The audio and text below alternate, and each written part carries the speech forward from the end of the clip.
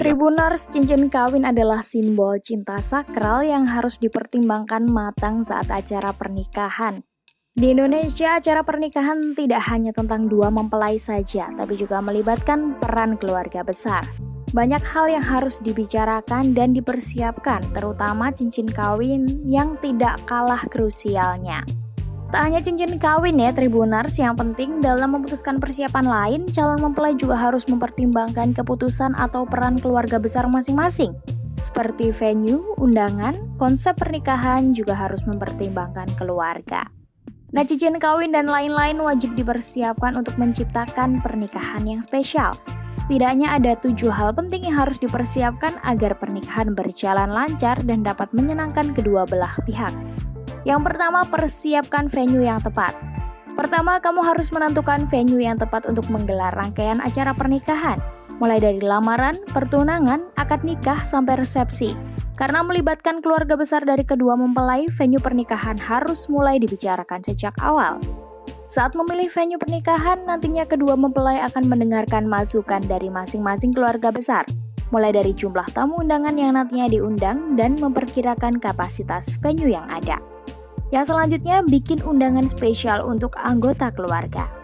Di samping cincin kawin, undangan juga perlu dibahas bersama keluarga besar, mulai dari menentukan siapa saja tamu yang harus diundang, bahkan dalam beberapa kasus undangan spesial juga harus dibikin, alias berbeda dari undangan yang disebar ke teman-teman. Biasanya undangan spesial ini untuk anggota keluarga tertentu yang memang punya kedudukan dalam adat. Jadi memang perlu diskusi dengan keluarga baik dari mempelai pria dan wanita perihal undangan pernikahan. Selanjutnya, dress code.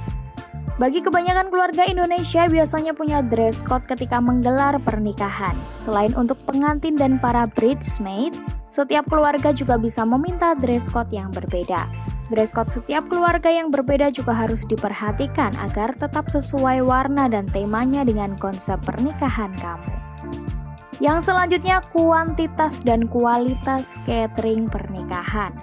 Tak kalah esensial dari cincin kawin pernikahan berikutnya adalah catering, yang biasanya calon pengantin melakukan survei rasa dan harga lebih dulu sebelum memesannya. Namun pemilihan catering pernikahan juga harus didiskusikan dengan keluarga besar, karena nantinya pernikahan bukan hanya dikenang oleh kedua mempelai tapi juga oleh dua keluarga besar. Selanjutnya, menentukan dekorasi. Konsep dekorasi pernikahan harus dipersiapkan matang Tribuners, apalagi melibatkan dua keluarga. Apakah konsep adat atau nasional atau sederhana saja? Nantinya konsep pernikahan akan menentukan dekorasi dan venue pernikahan yang akan digunakan. Yang keenam, baju dan tata rias pengantin. Selanjutnya yang akan menjadi sorotan utama selain cincin kawin adalah baju dan tata rias pengantin. Baju pengantin yang indah dipandang tentu akan mengesankan para tamu dan akan meninggalkan kesan baik bagi para tamu undangan. Tata rias pengantin juga sering mendapatkan perhatian tamu undangan ketika acara pernikahan. Memilih make up artis atau MUA juga harus disesuaikan dengan konsep pernikahan agar kamu tampil memukau sepanjang acara. Yang terakhir, cincin kawin Tribuners. Yang terakhir dan tak kalah penting adalah cincin kawin. Selain sebagai tanda cinta, cincin kawin juga sebagai simbol yang menyatukan dua individu dan dikenakan untuk selamanya.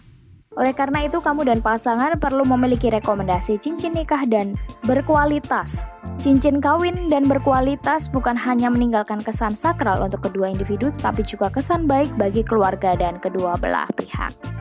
Itu tadi Tribuners, informasi soal persiapan menjelang pernikahan apa saja yang harus disiapkan. Jadi, bagi kalian pasangan-pasangan yang akan menikah, mohon diperhatikan informasi ini karena benar-benar sangat membantu ya Tribuners. Karena kita kalau nikah kan belum punya pengalaman apa-apa, jadinya banyak banget saran-saran, masukan-masukan yang harus dipertimbangkan. Begitu, kalau gitu semoga informasi tadi membantu dan sampai jumpa di podcast selanjutnya.